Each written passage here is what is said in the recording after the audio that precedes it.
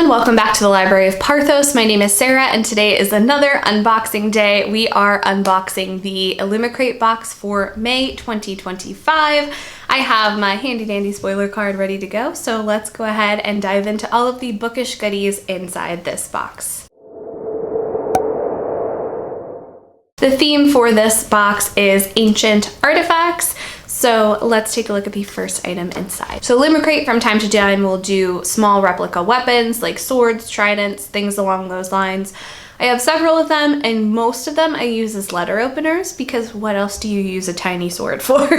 So this is another replica item. This is a bow, so I don't know that this is going to work as a letter opener for me, but it is still really cool looking. So this is the Jade dragon bow replica inspired by Daughter of the Moon Goddess. Although this edge does look kind of sharp, I bet if I could kind of like get it in the envelope, it would slide really nicely. But I have a jar on my desk that I keep these all in, so this will be added to my letter opener collection. The next item in this box is this ancient archaeology plant pot inspired by What the River Knows. This will be something that I continue to just like pile on a table in the hopes that someday I will develop a green thumb and be able to put plants inside, but know deep down that that probably won't happen.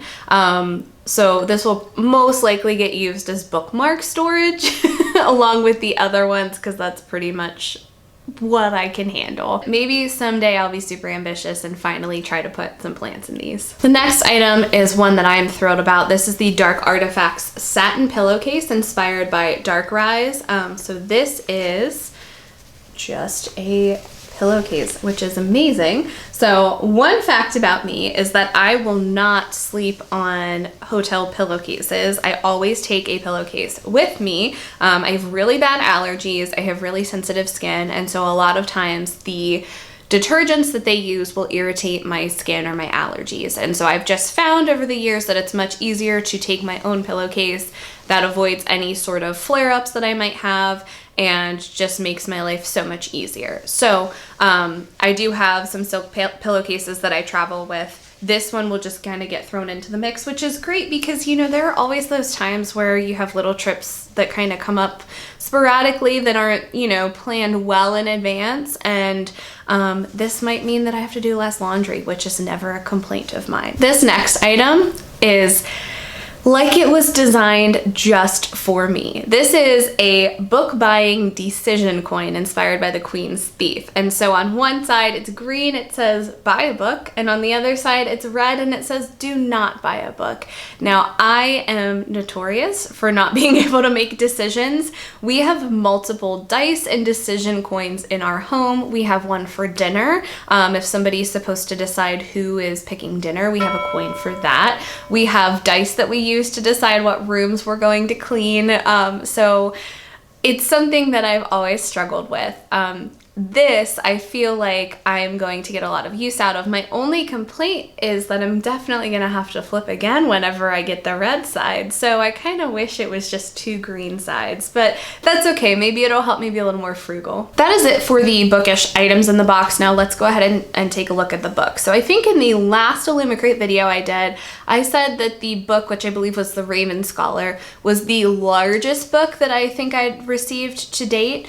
This might rival that one. This one is also gigantic. So this is the book A Song of Legends Lost by M.H. Allende.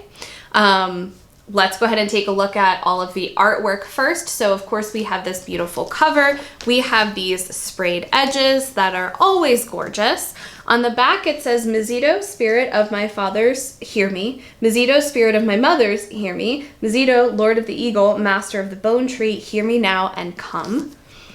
And then if we take off the dust jacket, we have this really, oh, I don't want to rip it. There we go. This really stunning artwork. I like the black on black because it's like you really have to look closely to kind of see all of the details. So I like paying close attention to that. We have this really crazy artwork on the inside, and then on the back cover, more. I love the stars on this one.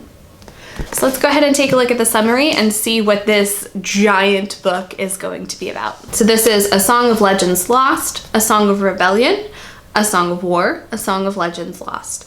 In the 9 lands, only those of noble blood can summon the spirits of their ancestors to fight in battle. But when Tenny, a commoner from the slums, accidentally invokes a powerful spirit, she finds it could hold the key to ending a centuries-long war. But not everything that can be invoked is an ancestor, and some of the spirits that can be drawn from the ancestral realm are more dangerous than anyone can imagine. Currently, I'm reading The Beasts We Bury, where the main character can kind of summon these animal spirits. And it seems very similar to that, so I'm intrigued to dig into this concept a little bit more. And another book that sounds very, very political, so I'm intrigued to hear how all of those parts kind of play together. If you have read this book or any of the other books that the items were inspired by, let's chat in the comments. Let me know which ones I definitely need to check out sooner rather than later. And as always, thank you so much for watching. Don't forget to like and subscribe, and I'll see you guys soon. Bye.